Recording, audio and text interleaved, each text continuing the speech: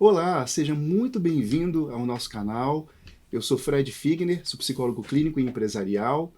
E que bom que você está aqui acompanhando os nossos episódios. É um prazer muito grande te receber.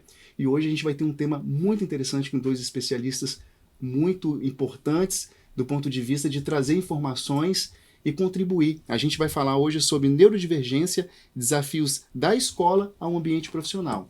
Então, esses dados que vão aparecendo muitas vezes nas redes sociais, TDAH, autismo, como identificar, como faz o tratamento, como você pode fazer essa avaliação, que profissional eu procuro, tudo isso a gente vai estar tratando hoje, esses temas com dois especialistas que particularmente eu gosto muito do trabalho, sou fã e por isso eu trouxe ter a oportunidade de conversar um tema tão importante nos tempos atuais e que possa orientar as pessoas.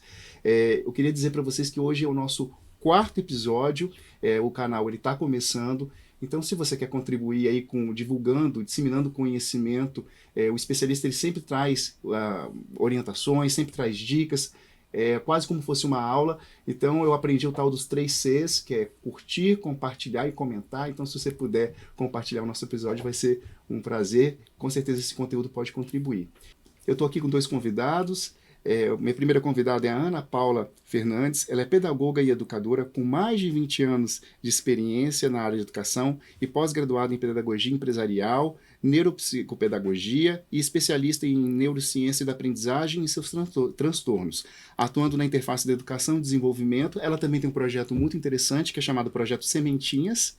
É uma iniciativa de desenvolvimento socioemocional das escolas, ajudando aí adolescentes, crianças e professores. Muito bem-vinda. Obrigada. É um prazer muito Obrigada. grande te receber aqui. Eu queria te presentear com o meu livro, Era Uma Vez no Mundo Corporativo, um livro de fábulas e histórias para trabalhar o desenvolvimento humano. Então, seja muito bem-vinda. Obrigada, Fred, pelo convite. Hoje o nosso bate-papo vai ser intencional, nós vamos levar a você conhecimento, dicas, e assim, eu gostaria de agradecer muito por esse presente, que é um livro incrível, que eu já tenho ouvido falar muito bem dele, que traz fábulas, e fábulas é uma das maneiras que a gente tem de educar, né, e levar o conhecimento. É através da fábula que as crianças, adolescentes, jovens e até adultos se envolvem nesse aprendizado. Então, gostaria de agradecer a participação e também esse presente maravilhoso que eu acabei de receber. Imagina, você sabe que eu tenho recebido feedback, inclusive, de professores e educadores que estão utilizando as fábulas como uma forma de trabalhar aspectos socioemocionais, e isso é bastante importante. É o lúdico, né, a favor do desenvolvimento. Com certeza. E eu, do meu lado aqui, do meu lado não, na minha frente, Rogério Sarievi, falei correto? Corretíssimo, Então Fred. tá jóia, um psicólogo querido, ele é graduado em psicologia e neuropsicologia, o currículo dele é de respeito, pós-graduado em recursos humanos, psicologia analógica e holística, reabilitação, realizou cursos de liderança na Central University em Chicago e atualmente cursa doutorado em neurociências, formação em coach, fundador da RSVJ, que é a sua consultoria, correto?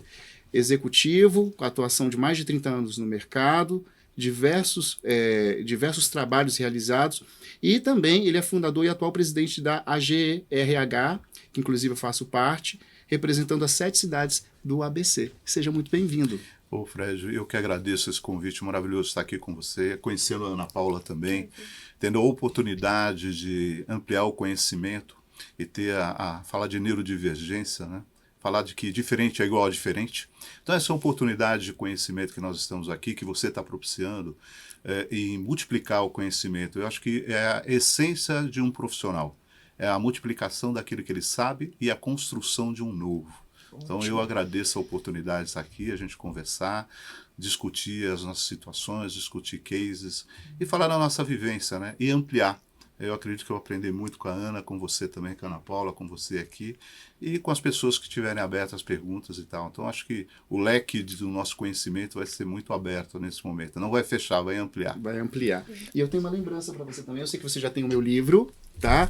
Então, e aí eu pensei em alguma coisa que tivesse uma lembrança, tá? Aqui são essências para você trabalhar Opa, aí dentro muito obrigado, da terapêutica. Não sei se você gosta de aromaterapia. Adoro Eu particularmente aromaterapia. gosto das minhas essências ali quando eu vou dormir para poder... Não, eu coloco isso a nível de consultório também. Você né? coloca? Reforçando o seu livro, eu já venho aplicando Oh, que coisa a boa! nível terapêutico, em cases terapêuticos, porque quando a Ana falou muito bem, a Ana Paula falou muito bem, né? quando a gente trabalha de fábulas, assim, se encaixa muito com o que essa parte analógica, ela faz com que você recrie algumas coisas e você faça com que as pessoas se despertem e fiquem livres para falar de uma coisa simbólica. Sim. Então aquilo traz isso aqui. E às vezes tem muito a ver com o seu cotidiano, né? Muito obrigado pelo presente aqui, eu vou utilizar com certeza. Obrigado. Obrigado, eu. E olha só, a gente tem aqui algum dado científico bastante interessante, né? Pesquisas mostram que crianças neurodivergentes que não recebem adaptações pedagógicas adequadas apresentam maior risco de ansiedade, baixa autoestima, evasão escolar e dificuldades sociais persistentes, né? Eu queria começar fazendo essa primeira pergunta para a Ana Paula. Ana Paula, você com seus 20 anos de educação em sala de aula, né? Também dentro dos seus atendimentos, quais são os principais sinais que um neurodivergente pode ser identificado dentro da sala de aula e como é que isso pode ser confundido com desinteresse, indisciplina, falta de esforço escolar, e aí começa a se estigmatizar e começa a se engavetar aquela criança e começa a criar todo aquele cenário. Como é que você vai percebendo isso dentro da sala de aula, na sua prática como educadora? É muito amplo a gente falar desse assunto.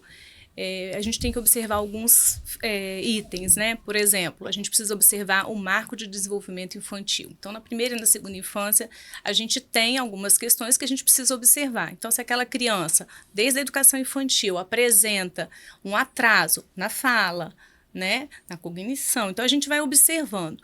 E aí, passando pelos marcos de desenvolvimento, a gente começa a observar quais são aqueles possíveis atrasos naquele momento.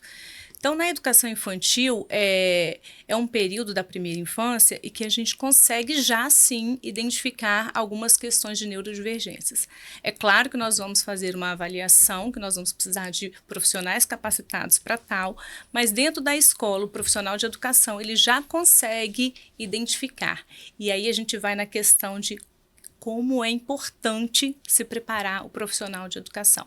Como profissional de educação, um professor, desde a educação infantil, da educação básica, ele precisa sim estudar, se capacitar, porque o ciclo de acompanhamento é muito grande. Então, a gente precisa entender para poder ajudar. E aí a gente precisa também da família. A família elas tem que estar aberta e muitas vezes é um tabu, é uma questão muito difícil, a família ainda, ninguém está preparado, né? Sim. Mas a família muitas vezes é chamada, a gente conversa, a gente mostra, a gente encaminha, né, para algum especialista e a família ainda tem um certo bloqueio para poder aceitar essa possível neurodivergência. Então, assim, são várias camadas para a gente chegar. E a observação. Então, a gente primeiro precisa observar essa criança, observar esse comportamento que muitas vezes foge do comportamento habitual da faixa etária. Uhum. Então, uma criança muito dispersa, pouco tempo de concentração, uma criança que precisa de muita previsibilidade, porque a rotina é tão importante, né? Principalmente nessa fase. Porque a criança ela precisa de ter certinho o que vai acontecer durante aquele dia, durante aquele período escolar. Então, tudo isso tem que ser observado. E aí a gente começa a ver algumas identificações um pouco mais complexas. Atraso na fala, né? A questão na escola da seletividade alimentar. A gente consegue ver o hiperfoco. Vão dando sinais, na verdade. Vão dando alguns sinais. E a gente vai juntando. É um histórico. Nenhum diagnóstico vem por si só. É um histórico, é amplo. Então, eles precisam de observações. E aí a escola, a família e os profissionais, né, da área precisam estar muito antenados, muito unidos para poder fechar esse diagnóstico. Mas aí volto a falar da família e do luto que a família tem. Então, a família também, essa informação, esse papo que a gente está tendo aqui é para a família, que está em casa, que está ouvindo e que tem alguma... Porque às vezes a gente percebe, poxa, meu filho de 4 anos brinca com os coleguinhas de 4 anos, mas o comportamento se diferencia muito. Ah, mas meu pai era assim, fulano era assim. Então, eles começam a buscar respostas lá na família. Ah, eu também falei mais tarde. Ah, eu também andava na pontinha do pé. Ah, eu era assim. Isso vai mudar. Então, assim... Do que fazer uma avaliação, do que... A gente precisa abrir mesmo, abrir, né, esse horizonte. Porque é qualidade de vida para essa criança. A partir do momento que a gente consegue fechar um diagnóstico ou não, né? Mas saber as estratégias certas para trabalhar com essa criança, com esse adolescente, a gente vai vai mudar a qualidade de vida. E é isso que a gente precisa, mudar a qualidade, transformar a vida dessa criança numa vida mais leve, com estrutura correta, com adaptações corretas. Então, assim, a questão educacional hoje é extremamente importante. Com certeza. E aí eu já vou jogar a bola para o Rogério. Rogério, você que é um psicólogo clínico, além de um psicólogo organizacional, trabalha com avaliação neuropsicológica. Como é que é feita na prática para as pessoas que não entendem? Quem que solicita? Né? Se a escola percebeu, ela vai, então, solicitar o psicólogo direto ou vai primeiro para o psiquiatra? E dentro, como é que são as etapas desse processo? Mais ou menos os testes, tempo de duração. Muitas pessoas, crianças e adultos também, que a gente vai focar nisso, tem essa dificuldade, né? De forma prática. Como é que acontece esse processo? Bem, é bem interessante. Tem várias frentes, Fred. Às vezes, como a Ana Paula comentou, da escola, os professores hoje estão muito bem mais preparados, elaborados. Então, facilita muito isso. Então, vem através da escola, os pais nos procuram e aí nós fazemos. Às vezes, através do neuro, não é tão comum, psiquiátrica principalmente, mas quando vem, porque ainda existem algumas barreiras ideológicas que a gente está quebrando com a aproximação. Às vezes vem por curiosidade. Eu tenho caso que um adulto começou a olhar a filha dele e falou assim, a filha é muito parecida comigo. Então deixa eu me avaliar para ver se eu consigo fazer alguma coisa que eu tenho. Aí ele foi fazer uma avaliação por naturalidade. Veio e foi fazer uma avaliação neuropsicológica. O grande processo é o seguinte, você criar a barreira, ou quebrar a barreira, que existe desde a pandemia. Então a pandemia abriu um espaço que ninguém... Todos somos loucos, vamos falar assim, depende do grau de loucura. Eu digo que o ser humano é um mosaico, não um quebra-cabeça. Que quebra-cabeça se encaixa certamente, mosaico não. Mosaico você cria formas diferentes, por isso que é de nervos divergentes, cada um é cada um. Diferente é igual a diferente. E é bacana essa expressão porque eu começo a observar que quando eu venho, uma pessoa vem, ele já quebrou a primeira barreira. Eu falo que a saúde nasce em todas as profissões quando eu me predisponho a marcar uma consulta médica. Eu predisponho a ir até um lugar. Porque eu começo a quebrar os preconceitos que eu tenho da sociedade e os da familiares, os meus mesmo. Então, o fato de você ir. E o primeiro é explicar o que é uma avaliação neuropsicológica. Para tirar os ranços. Então, olha, eu vou fazer uma avaliação completamente ética, no qual eu vou envolver as pessoas através de todo um processo que entre eu e você é limitado às informações, você que vai me dar a liberdade com quem eu devo falar, principalmente essa exploração. Se for uma criança, com certeza os pais, eu vou fazer depois o outro passo, depois de explicar todo o roteiro, todo o processo para os pais, aí que eu vou iniciar uma anamnese profunda, para poder saber todo o histórico. Olha só, multiprofissionais, com essas informações que eu tenho da Ana, eu vou visitar a escola. Eu tenho que visitar a escola, tenho que falar com o pedagogo, tenho que falar com isso. Se tem problema, eu vou falar com a fono. Vou fazer todo esse diagnóstico, vou fazer um anamnese sobre a farmacologia, tá? Todo o histórico, todo o farmacológico que ela toma, porque isso, distúrbios de sono atrapalham muito, porque durante o sono, que você não sonha ou não tem um sono, são duas coisas muito importantes, você tem o quê? Você não cria uma série de anticorpos, você fica irritado, tal. Como você toma o remédio, quais são as dosagens que você deve tomar, porque interfere no seu comportamento do dia a dia. Então, para cada âmbito, eu vou me aprofundando. Então, se for criança, você fala com os pais, depois com a criança, para ela saber o ambiente. É titio, é professor, é médico, como eu vou chamar você? Tem uma tratativa de aproximação que é muito legal. É um rapport, na verdade, né? Se a gente for falar na psico, na verdade. E depois, eu posso entrar em contato. Se for adulto, eu posso falar com a sua esposa, se for casado ou vice-versa. Eu posso falar com os seus pais. Porque muita coisa que eu vou perguntar a ele, desde a esfera de criança, interfere no meu diagnóstico. Porque quando você vai fazendo isso aqui, não é um único teste que você vai... É uma bateria de testes, vários encontros. Se você pegar uma bateria como de criança, que é o VISC 4, ou o VAIS, que é para adulto, né? O VISC vai de 6 na verdade, até 16 anos e 11 meses. O VAIS vai de 17... E o VASI, né? O VAIS, ele vai de 17 até 89 anos. O outro teste é uma bateria de 15 subtestes. 15 subtestes para começar. Olha só, fora toda a exploração que eu vou fazer. É muito interessante, é muito profundo. É um único teste? Não. É uma bateria, e fora essa bateria, eu levanto, antes de aplicar a bateria, eu levanto as hipóteses. Por quê? Porque eu já venho com um carimbo. Eu acredito ser isso, ou eu acredito ser aqui. É muito comum, eu sou bipolar. Ah, por que você é bipolar? Porque eu mudo de humor no dia a dia. Mas assim, quando você fala de bipolaridade, não é a mudança de humor no dia. Quando você fala que a pessoa tem TEA, né, espectro autista, não, mas ela tem que nível? Eu já quero saber o nível que eu acredito que ela já tenha. O que nós temos que trabalhar muito, o TDAH, é tirar o modismo também. Sim. Senão eu crio um carimbo. E aí eu crio hipóteses. E nessas hipóteses que eu vou me aprofundar com as baterias de testes. É muito interessante, é uma sequência muito legal. E é interessante vocês trazendo esses dados, porque você vê, são 2 especialistas, trabalham diretamente com o tema, e assim, a avaliação, eu sei que muitas vezes ela é tratada de forma simples, né?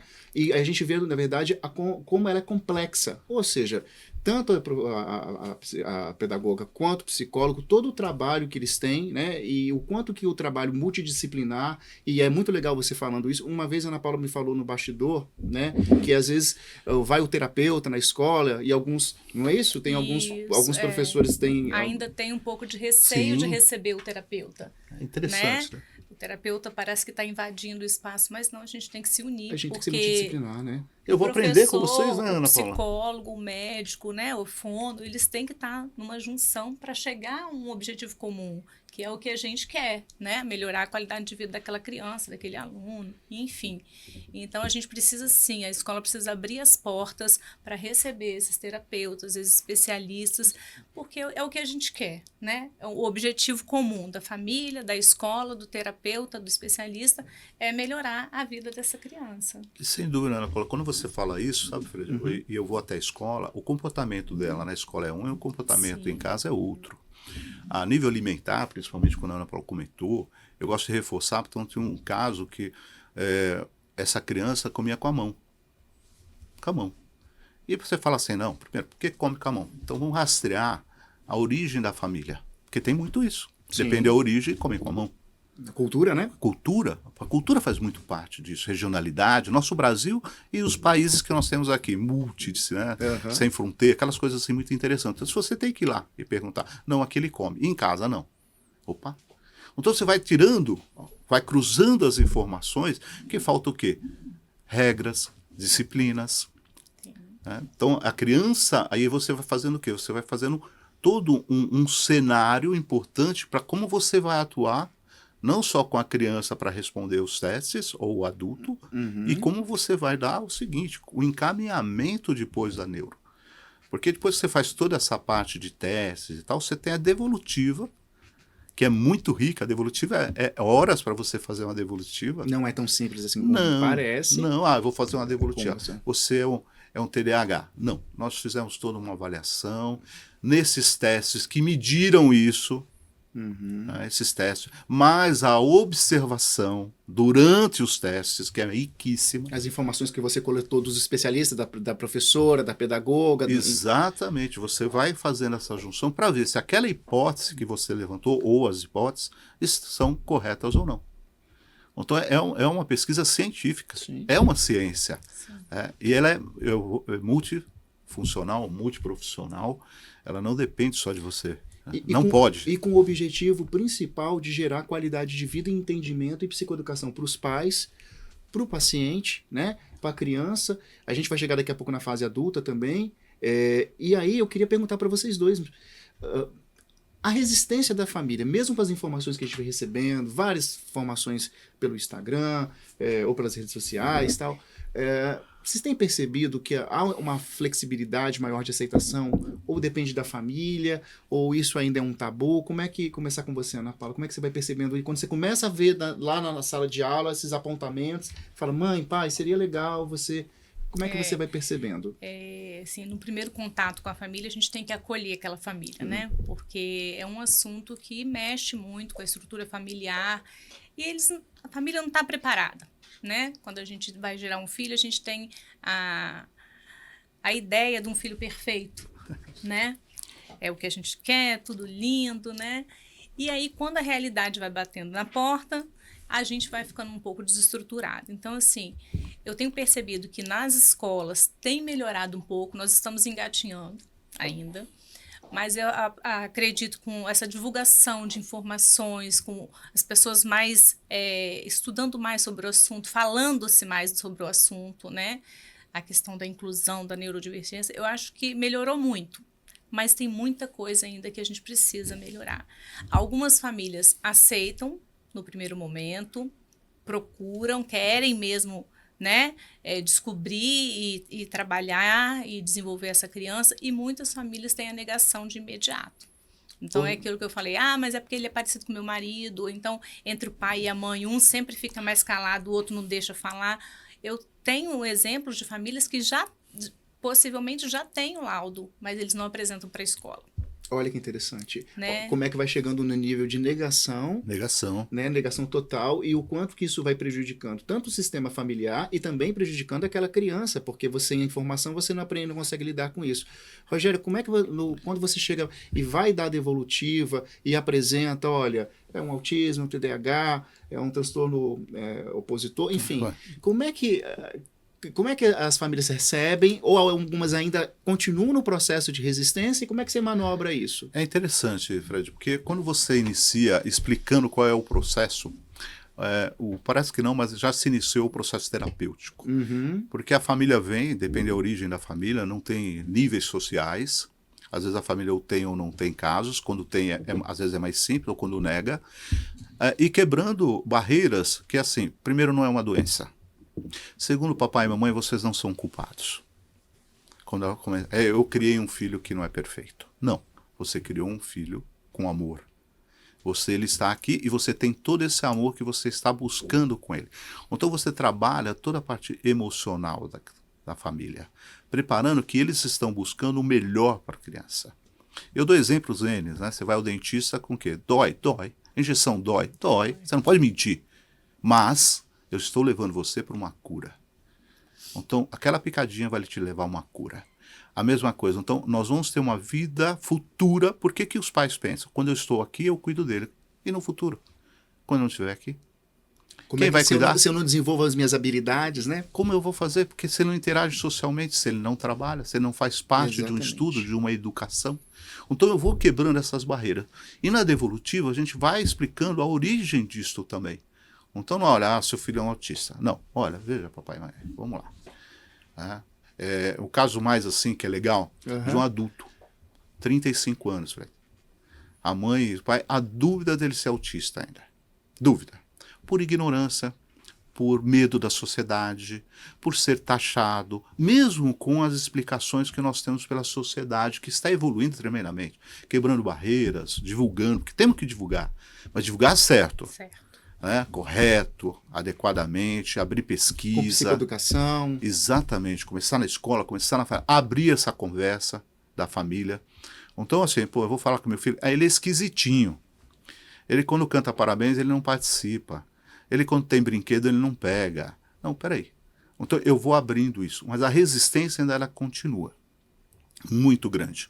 Eu vejo que, principalmente as mães são fantásticas. Mãe é mãe.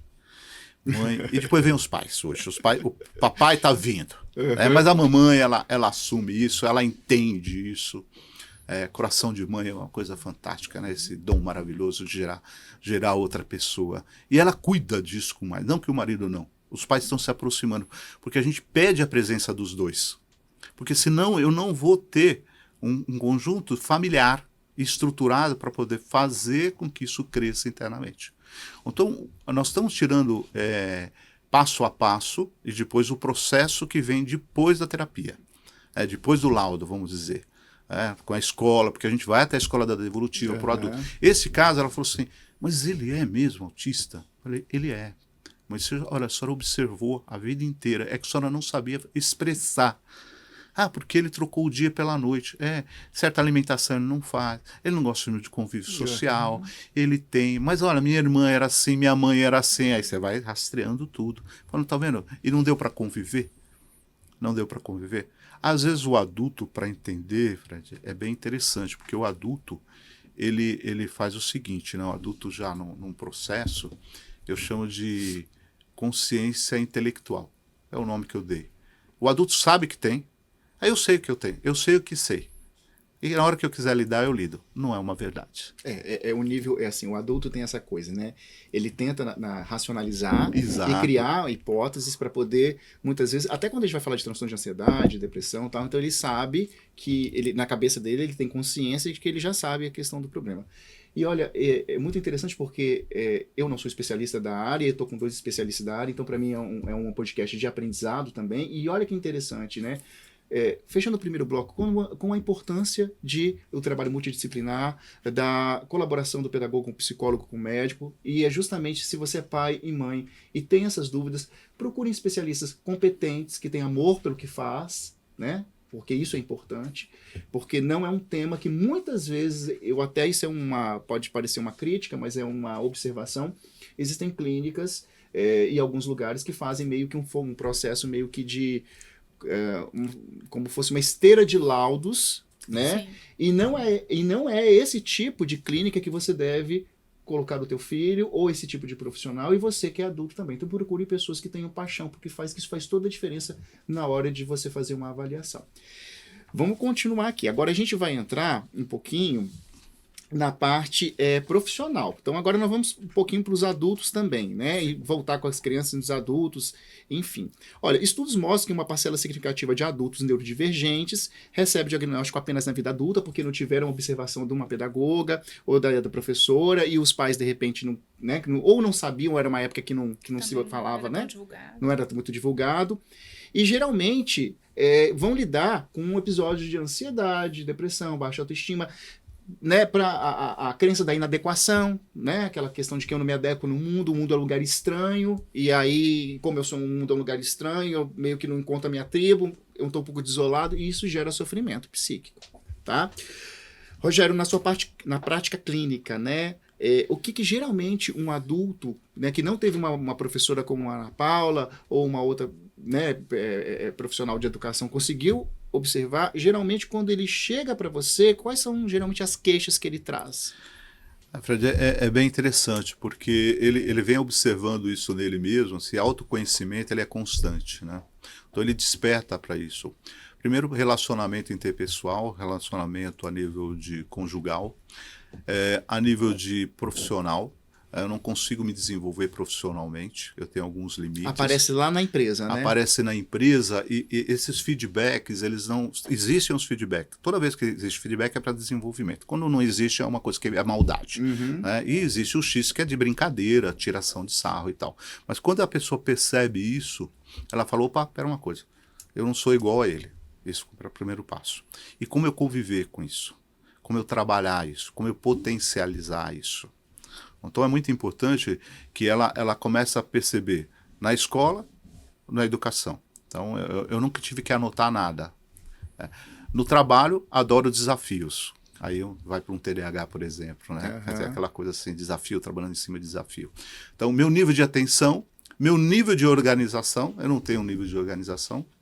Então meu nível de tempo de entrega, eu não entrego dentro disso. Então eu começo a perceber que ele está cerceando a minha carreira de desenvolvimento profissional. Tem alguma coisa diferente ali. E ele começa a perceber as coisas circadianas, que hora que você produz mais, que é uma coisa que o ser humano deveria saber, né? A gente aprender. Eu produzo mais de manhã, outra tarde, outra noite, outra de madrugada.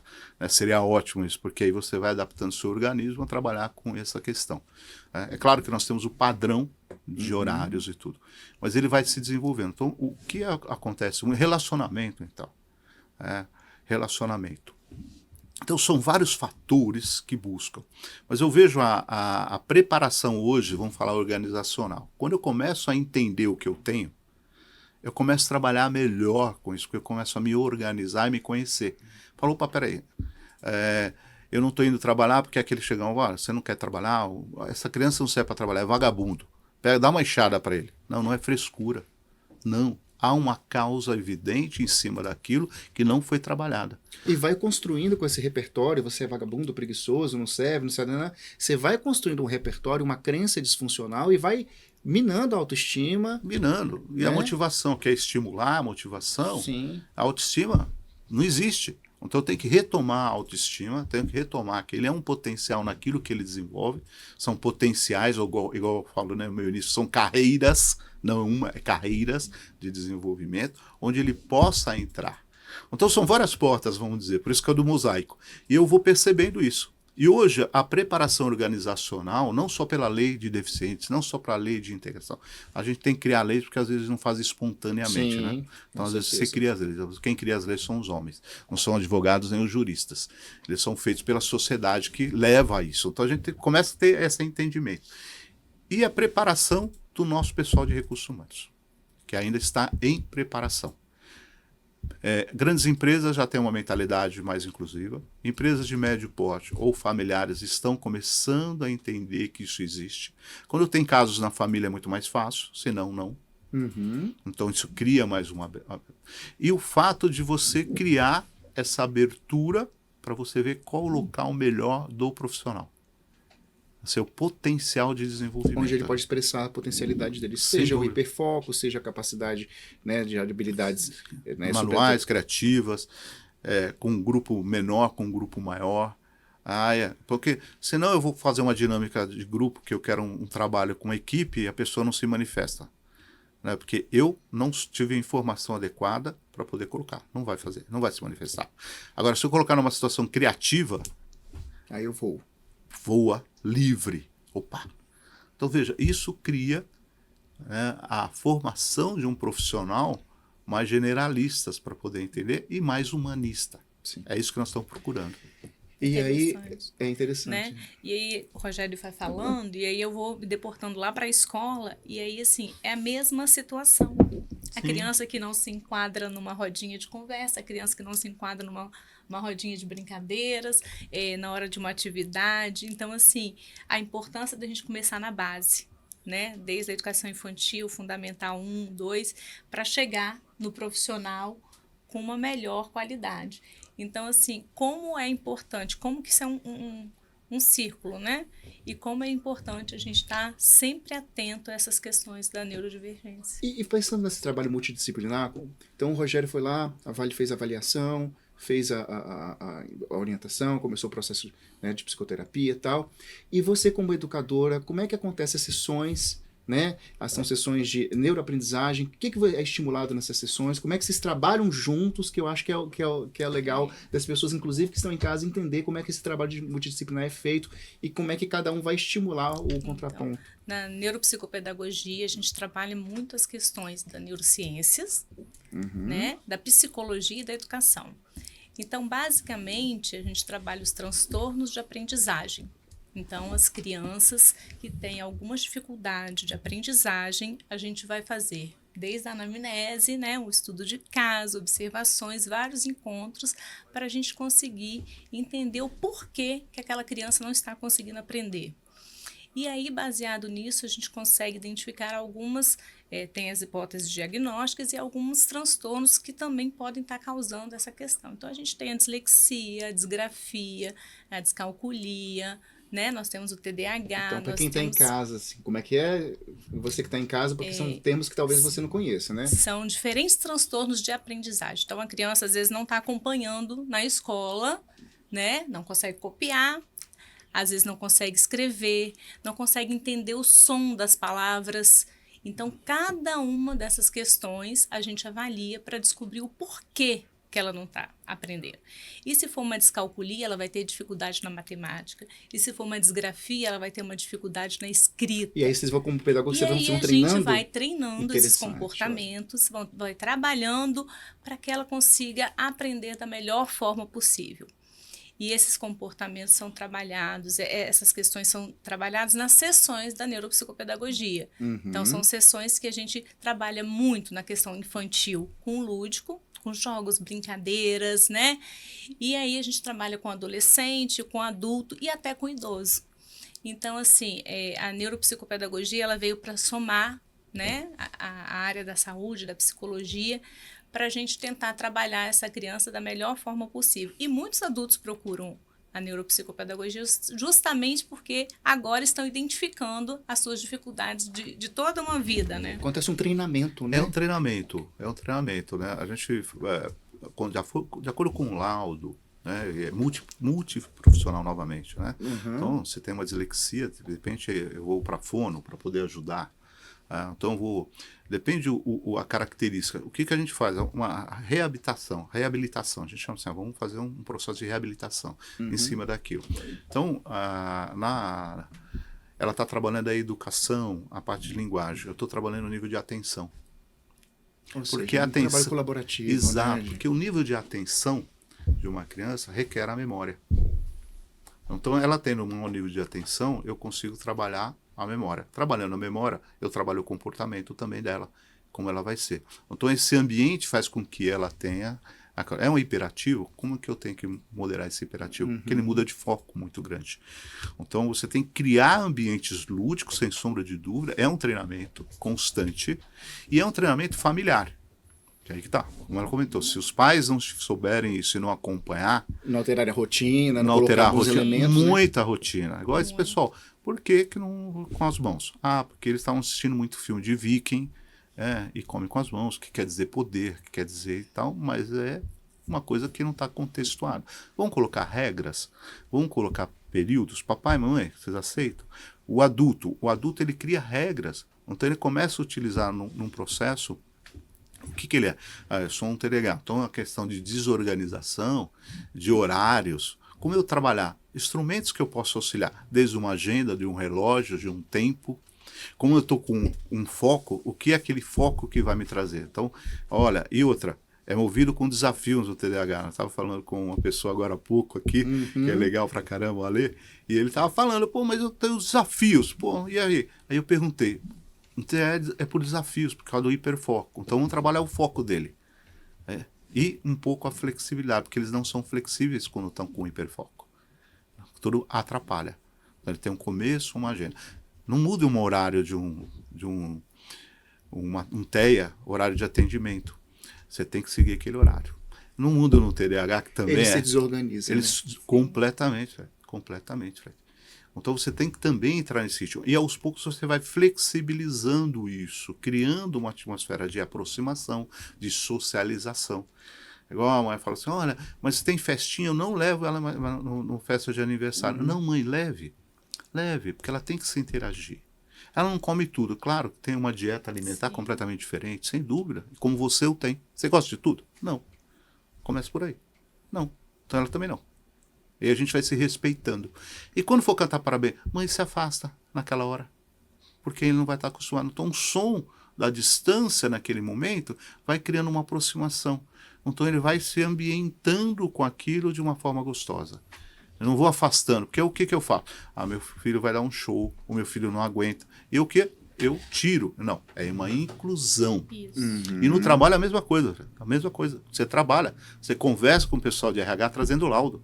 Isso que é legal.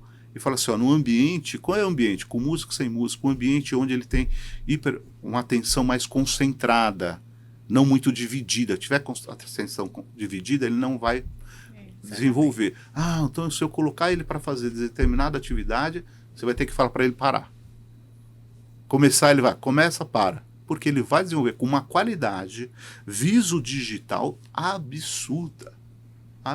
Porque a gente está falando de uma inteligência, nem todos têm um nível de QI acima, porque isso também é um padrão. Todos são acima. Não é isso. Isso é uma crença, né? É uma crença, mas você tem que mensurar, você tem que medir, porque aí você vai ver a potencialidade disso, principalmente adulto. Adulto, se você fizer uma reabilitação onde você não usar a inteligência dele, você tem que desafiá-lo. Aí ele se sente o máximo. É igual um tabuleiro de xadrez, é muito bom. E a gente vai entrando num outro tema, agora a gente vai começar a trabalhar com aspectos mais corporativos. E aí, assim, eu vou voltar aqui para você, Ana Paula, eu vou ter uma curiosidade sobre o projeto Sementinhas. Como é que você tem uma outra profissional também, tem. Como é que acontece isso nas escolas, como é que vocês fazem o processo de desenvolvimento socioeducacional, socioemocional, enfim, conta um pouquinho pra gente. É a Rovi, né, a Rovi também é minha parceira, sócia nesse projeto. é o projeto Sementinhas Crescer com Emoções. Nós levamos à escola a questão socioemocional. Porque o que a gente observa? Hoje em dia as crianças estão mais estressadas, mais agitadas, Estímulo, né? muitos estímulos tecnológicos. Então a gente perdeu aquela questão do convívio, né, de brincar na rua. E aí na escola a gente vem observando também essas questões das emoções, né, que estão bem afloradas. Primeira coisa, eles precisam entender quais são essas emoções. Né, o que eles estão sentindo, o que significa cada uma delas. Então a gente leva até escolas palestras de uma maneira muito lúdica, muito tranquila, envolvente, o Divertidamente interativa. deve... Eles amam o filme Divertidamente, os personagens, né? E eles interagem muito e a gente brinca muito, né, com isso. Então, nós levamos às escolas essas palestras, esses encontros com essas crianças, e varia a faixa etária, vai até a adolescência, e a gente tem tido uma resposta muito positiva nesses encontros. E aí nós trabalhamos em contrapartida também com os profissionais de educação dessas escolas, também fornecendo ferramentas para que eles possam trabalhar... Aumentar seu nível de observação, né? Trabalhar com as crianças no dia a dia. Né? Olha Porque só. nós vamos a alguns momentos e alguns encontros, mas no dia a dia, no decorrer do ano letivo, que as emoções vão se aflorando. Então, a gente tem tido, assim, vários feedbacks importantes sobre esse trabalho nas escolas e instituições também. Como é que essa questão, né, do tema socioemocional nas escolas, isso vem ganhando corpo, as escolas precisa muito, ainda mais nos países, no Brasil, que nós temos os indicadores de saúde mental, isso, que eu não vou entrar aqui em questão. Nós temos um alto índice de crianças já com depressão, né? Depressão infantil. E suicídio, né? E suicídio, né? Então, assim, é urgente esse tema. Esse tema precisa falar sobre isso. Precisa falar sobre isso num país onde apresenta os dados de saúde mental, que são dados muito preocupantes. A gente teve aí, inclusive, vai ter o fechamento desse ano sobre o número de afastamentos de profissionais, inclusive de adoecimento mental.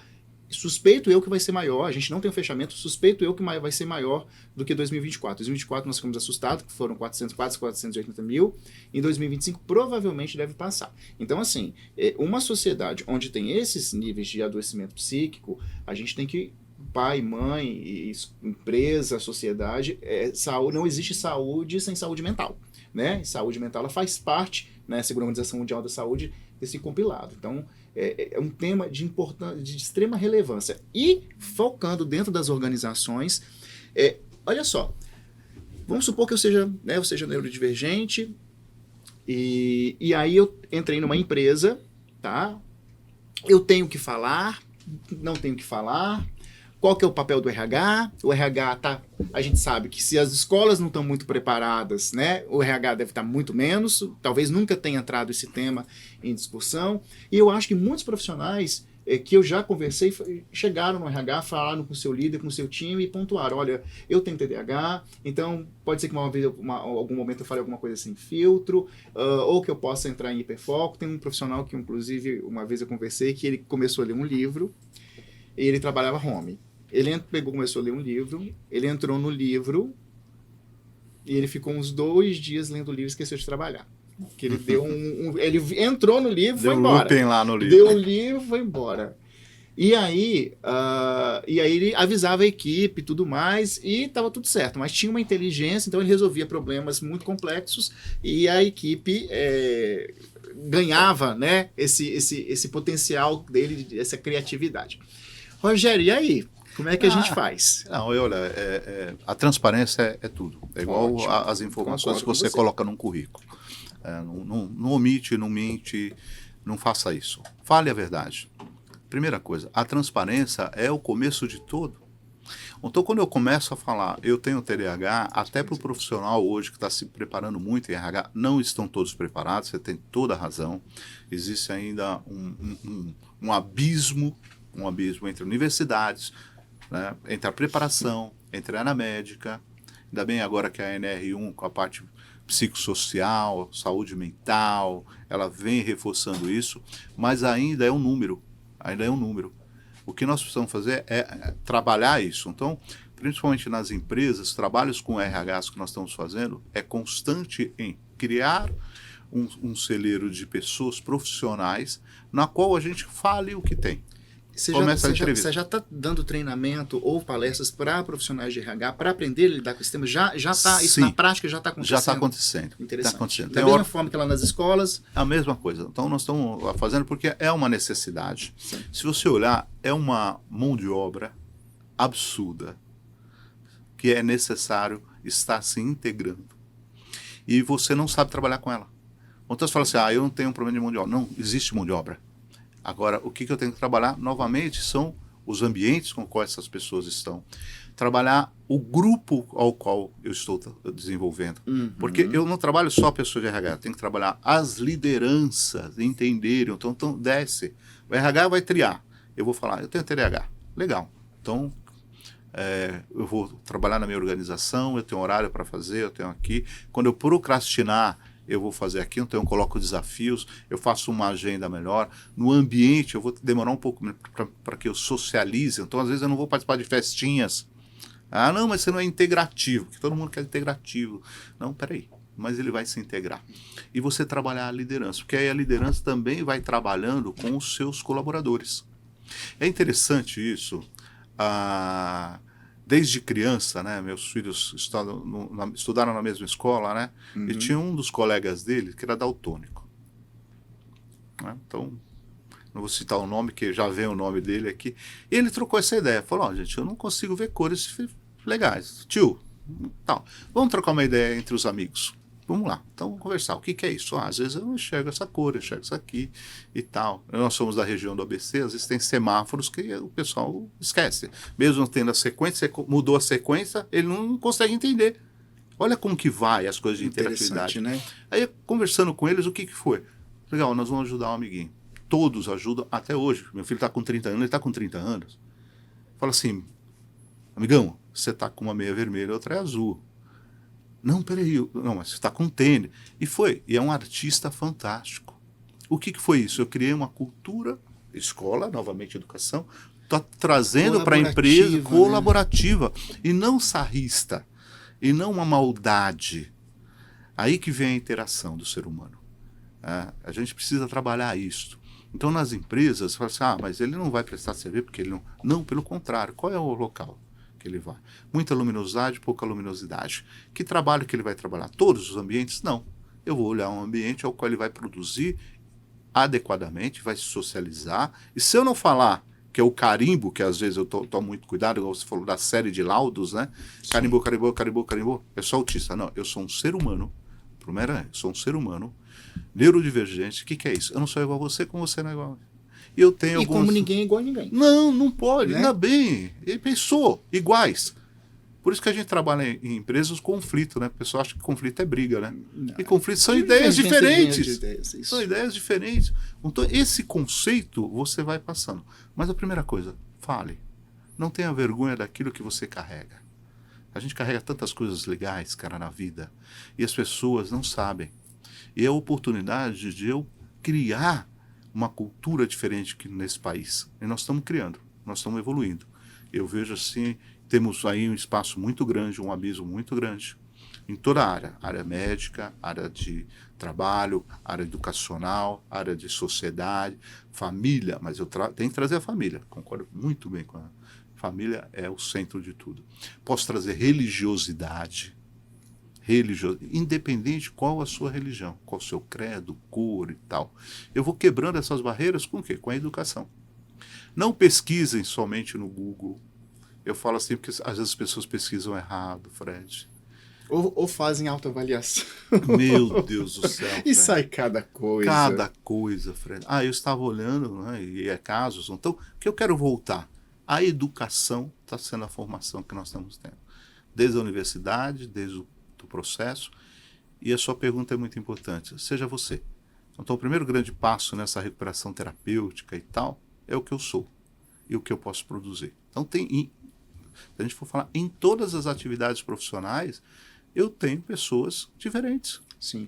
E é interessante porque assim, quando a gente pensa, né, nos recursos humanos em 2025, quando a gente pensa na liderança em 2025, são os temas que a gente está lidando, né? NR1, diversidade, neurodivergência, porque esse é o mundo. né? E como o mundo ele vão acontecendo outros fenômenos, né? A gente tem aí também as pessoas que que tem temas como pessoas que se identificam com animais, bebê reborn, ou seja, o mundo ele está em constante mudança, constante acontecimentos, e nós como profissionais da educação, da saúde, da psicologia, a gente vai ter que estar estudando e se atualizando e entendendo, né? Nenhuma formação hoje em dia ela vai ser uma formação que ela seja estática, porque você tem o tempo todo estímulos diferentes. É vivo, né? O tempo todo as coisas vão mudando, Exatamente. vão acontecendo, e a gente precisa acompanhar, a gente precisa estar... Requer estudar né? bastante, Estudo, né? Contínuo, então, assim, né? não tem como. E aí é justamente quando a gente tem as pesquisas de diversidade, a diversidade é tudo que é diferente do outro, quanto que isso vai fazendo também as equipes que têm um maior nível de potencialidade, porque criam mais, tem mais foco em solução, são pensamentos diferentes, então numa mesma situação, problema, você tem aí vários olhares, né? Pessoal, a gente... Parece que não, o nosso tempo está começando a andar. Cronos aqui, né? A gente tem um Cronos aqui que é o pai de Zeus na mitologia, então ele é responsável pela nossa gestão do tempo aqui no nosso podcast. Eu gosto muito de mitologia, como bom apreciador de Jung, e eu gostaria das considerações finais de cada um, que mensagem que vocês deixariam, mas antes tem um ponto, né?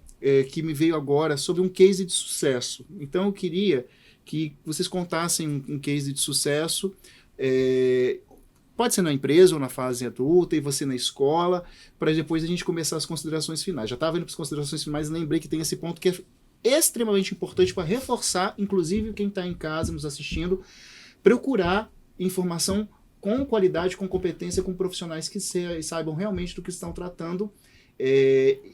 Isso em todas as áreas, medicina, pedagogia, psicologia, fono e assim sucessivamente. Então, case de sucesso, Ana Paula. Bom, existem vários, né? Eu recordo de uma família filhos gêmeos, né? E ele já vinha na educação como garotos problemas, né? Problemático aqui, ali, e não obedece, não respeita, é falta de limite. E aí nós tivemos essa conversa. E a família muito prontamente aceitou, procurou especialistas, procurou ajuda. E aí, algum tempo depois, é importante lembrar também que uma medicação ela não transforma. A medicação por si só... É um apoio. Ela é um apoio, porque muitas famílias também acham que com a medicação tudo Resolveu vai se resolver, tudo. vai deixar de ser. Não fez o treinamento, o acompanhamento então, psicológico. É um conjunto, né? Uhum. Então, é uma rotina, é a medicação, são as terapias. E aí, mais pra frente, depois de alguns anos, encontrei com a família e, assim, eu fiquei muito feliz ao vê-los. E a família me colocou, Ana Paula, você mudou a vida dos meus filhos. Hoje eles têm qualidade de vida, hoje eles se respeitam, hoje eles acompanham, hoje eles interagem. Então, assim, isso é muito satisfatório, mas não para mim como profissional, mas para eles enquanto a tal qualidade de vida. Hoje eles estão maiores, mas tem uma qualidade de vida, tem uma percepção, tem uma inclusão, porque criança inclui, criança acolhe. Quando você conversa numa sala, numa turma, que você coloca para eles que o coleguinha precisa do apoio, precisa de ajuda, eles acolhem de uma maneira espetacular. Depende do estímulo do professor, o quanto que ele tem. E aí é por isso que a gente precisa se preparar. Como falou ali, né? da meia. E a família, a gente precisa também cuidar de quem cuida. Então a gente precisa cuidar acolher. De quem cuida, sem né? dúvida. Né? Acolher também essa família. E assim, eu gosto muito de conversar com a família, eu gosto muito de abraçar essa família, porque eles também precisam. Precisam. E assim como também, e eu gostei muito dessa frase, a gente precisa cuidar de quem cuida, e isso também no recursos humanos também, você vê que tem pesquisas, por exemplo, que profissionais de recursos humanos, um número, agora eu não vou me recordar agora o número, mas assim, que boa parte deles estão com alto nível de estresse e alto nível de adoecimento. Então, assim, líderes, empresários, pessoas que estão nos assistindo, cuide também do seu RH, das pessoas que cuidam de pessoas dentro da empresa, porque assim, não é fácil. Olha o tanto de tema que um profissional e que um líder tem que lidar. Então isso também fala de você ter um ambiente produtivo, saudável, com baixo risco psicossocial. Rogério, conta pra gente um case aí, ou numa empresa, ou nos atendimentos. É muito interessante, né? É prazeroso isso para uma pessoa de gestão de saúde, né? Quando você vê essa reintegração e despertar o seu conhecimento e você conseguir enxergar como você é. Esse caso até comentei desse adulto de 45 anos, né, que ele começou a perceber que a filha era igual a ele. E ele igual a filha. Falou, então ela está sendo uma série de dificuldades na escola, ela está sendo uma série de dificuldades que eu tive. Será que eu tenho TDAH? Primeiro rompeu a barreira dele. Vou num psicólogo fazer... Eu também, porque quando eu comecei toda essa parte da formação, eu nunca gostei de ser um testólogo. Falou, eu não vou ser testólogo. Não, mas os testes são fantásticos. Depois que você se aprofunda, existem pesquisas, ciência... Usem somente testes homologados pelo Conselho Regional de Psicologia. Isso é muito importante, porque as pessoas põem lá no chat, criam, e a gente que trabalha, inclusive, dentro das empresas, também vê muitas ferramentas com não comprovação científica, não são sustentadas, e aí você tem feedbacks e cria crença nas pessoas. Então, isso que o Rogério falou é muito importante. Testes validados cientificamente pelo Conselho de Psicologia. É o passo. E o que aconteceu, né? Ele foi se interagindo. Nas baterias e tal, então ele rompeu a primeira barreira, ir ao psicólogo. Legal caramba. Sendo que a esposa é psicóloga. Mas é aquela questão, eu e ela somos pessoas diferentes que convivem no ambiente. Legal, porque se fosse não seriam dois, seriam um, né? Se a pessoa pensa igual, não é um casal, né? É um. E aí não é isso. O casal é conflituoso, por isso que existe o amor. A criação disso é muito gostosa, porque ele foi se identificando. Numa aplicação, ele teve uma dificuldade numa questão matemática. Ele travou e ele chorou. Um homem de quase 2 metros de altura. Parei, porque essa sensibilidade não é terminar uma bateria, é avaliar o comportamento naquilo. Na execução da bateria. Na execução da bateria. Que é diferente. Que é muito diferente. Não é só a aplicação, é uma interpretação. Nessa trava... Ele parou, eu parei, respiramos. Por isso que numa bateria, não, eu tenho que fazer começo, meio e fim, né? Senão o prazo, não, tempo necessário para se fazer. Aí ele falou, poxa, ela tem a mesma dificuldade que eu. Como eu posso superar isso? E foi legal, porque aí ele começou a entender. Depois na devolutiva, você tem que voltar. O que é isso? Você tem que voltar a praticar exercícios físicos, você tem que interagir mais com a sua família, você tem que se organizar, e a gente vai fazer todo um processo de organização. A sua filha também tem que fazer um laudo para você identificar e tirar as hipóteses, como você o fez com você. Você tem que procurar um neuro para tomar uma medicação. E aí a medicação, que ele também era averso, foi para ele sensacional, porque ele acreditou na medicação com um laudo correto. E essa, Fred, que é muito legal. Eu não mediquei, eu não posso, claro, o psicólogo não pode receitar remédios, mas para o neuro, e aí foi a interação com o neuro, falou, neuro, ele tem isso aqui. Ele leu, falou assim, então o tipo de remédio, a forma de remédio foi pontual e assertiva. E comecei a acompanhar o resultado dele. Produtivamente, socialização com a família, foi promovido dentro do ambiente de trabalho dele, se ficou feliz e, principalmente, o maior foco dele, ajudar a filha dele, se autoajudando. Então, é lindo isso, cara. É muito lindo. É o poder que vocês profissionais têm de transformar vidas, famílias e aumentar o nível de felicidade e qualidade de vida das pessoas. Então, eu te volto a ressaltar a importância de buscar profissionais que tenham amor pelo que faz e que tenham um embasamento técnico, teórico e experiência para fazer isso. Né? A gente está falando de 2 profissionais com mais de 20 anos de mercado, né?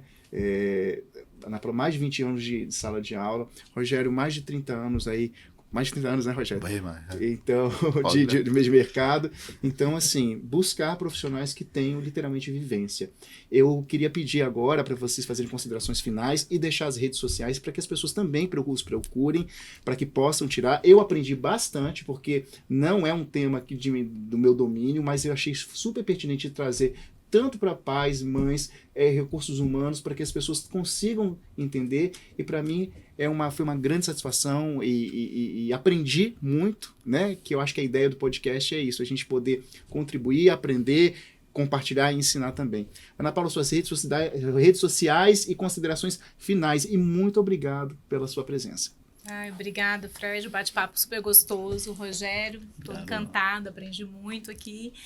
E nas minhas redes sociais, @anapaula.neuroeduca, você consegue acompanhar, né, o trabalho, o desenvolvimento do trabalho. E eu gostaria também de fazer essas considerações finais para a família que está em casa. colocando para vocês, assim, do fundo do coração, é um divisor de águas quando você consegue, aceita, acredita que esse não é nenhum laudo, mas que esse acompanhamento certo para seu filho, para sua filha, isso vai mudar totalmente a sua família. E buscar sempre informação, porque eu costumo dizer que o problema da neurodivergência é a falta de informação. Então, assim, quando você está informado, quando você procura saber, quando você é assertivo nas questões, você consegue transformar toda uma família, uma sociedade, uma sala de aula. Então, que as famílias abram mesmo esse olhar, abram a mente, abram o coração e busquem o melhor para os seus filhos. Então, procure sempre a escola, acredite no que a escola está falando, procure um profissional capacitado, né? A gente encontra alguns laudos questionáveis, né? Alguns encontros com, às vezes, a questão da medicina. A criança vai lá, 20, 30 minutos já vem com um laudo, sem nenhum acompanhamento, sem nenhuma terapia.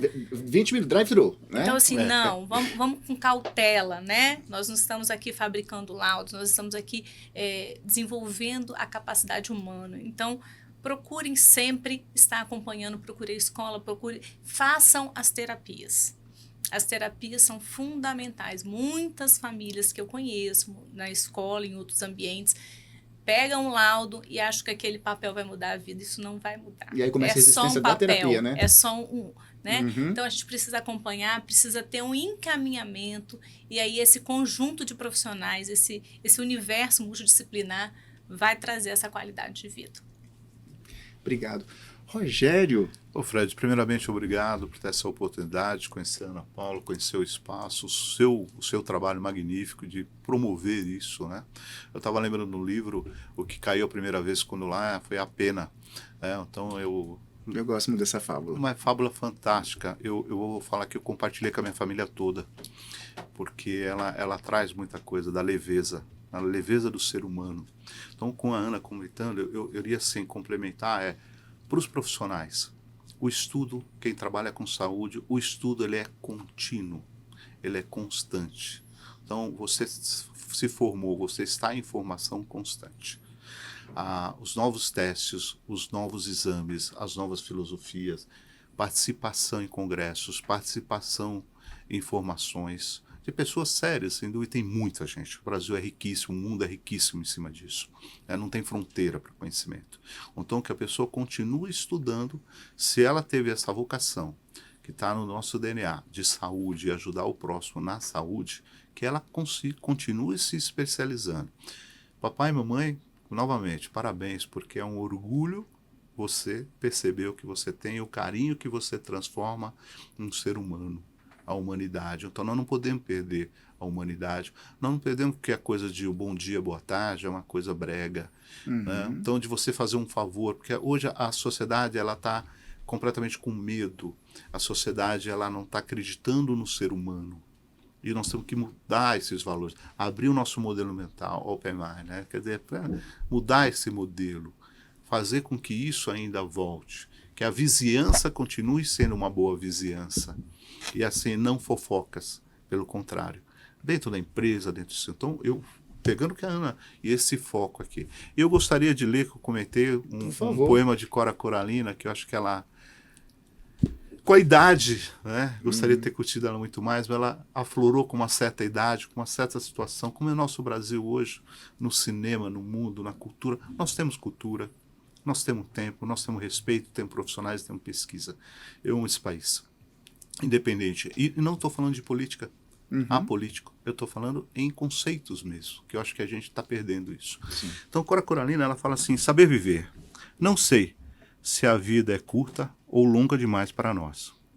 Mas sei que nada do que vivemos tem sentido se não tocarmos o coração das pessoas. Muitas vezes basta ser colo que acolhe, braço que envolve, palavra que conforta, silêncio que respeita. Alegria que contagia, lágrima que corre, olhar que sacia, amor que promove. E é isso, não é a coisa do outro mundo, é o que dá sentido à vida. é o que faz com que ela não seja nem curta, nem longa demais, mas que seja intensa, verdadeira e pura enquanto durar. Acho lindo esse poema. Não, Além de divino. outros. Né? É um bálsamo, né? É a gente poder resgatar, inclusive, essa humanidade através da arte. Nem resgatar, mas entrar em contato com a arte para poder promover essa conexão com algo mais profundo, com sentido, com reavaliar os valores, e essa que é a importância da arte e outros tantos poetas que engrandecem, inclusive, a nossa alma. Suas redes sociais, por favor, para as pessoas que Rogério quiserem te achar. Sarieves, que puderem ir lá, tudo junto, né? Mas a gente vai deixar também no episódio para Lá, facilitar a vida de isso, vocês. porque é o Sariev que confunde, né? Mas eu agradeço. Eu agradeço muito, Ana Paula. Rogério, obrigado pelo bate-papo. E você que entende que esse conteúdo possa contribuir com a área de recursos humanos, com empresários, com famílias, com pais, compartilha, né? Comentem aqui, eles vão deixar a resposta no episódio, sobre as suas dúvidas, entre em contato com eles e nós estamos aí crescendo o canal. A ideia é que a gente consiga colaborar com temas que para mim foi uma aula, tá? Então até o próximo episódio, obrigado e até breve.